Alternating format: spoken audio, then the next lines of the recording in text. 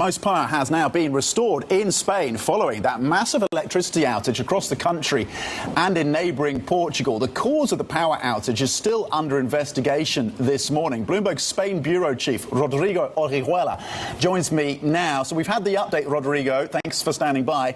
Most power has now been restored in Spain. Do we have any clarity on what was behind this and how policymakers are thinking about mitigating the risks going forward?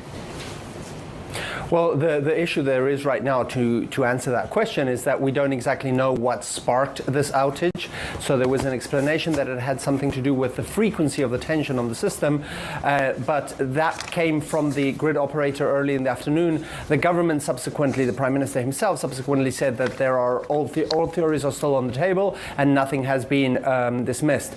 Our monitor is taking us to Europe now, where the lights are finally back on across most of Spain and Portugal.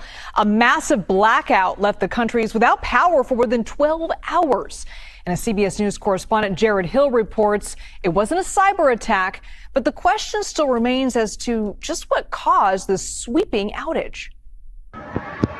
In the city of Madrid, drenched in darkness overnight, an eruption of excitement as the lights finally came back on. The power restored to almost the entire country following an hours-long blackout that swept across Spain, Portugal, and parts of France.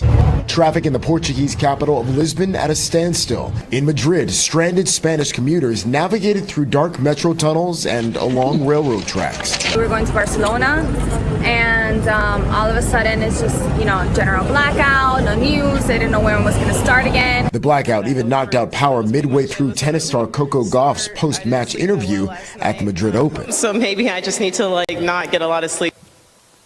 The outage hit just before 12:30 in the afternoon local time.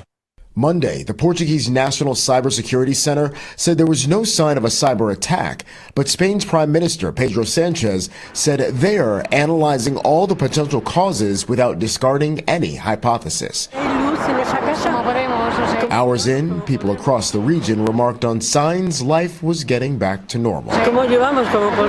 Lights on in a house and in storefronts as the busy morning commute picked back up in other places. But the world's still in the dark about why the lights went out. History is truly at a turning point.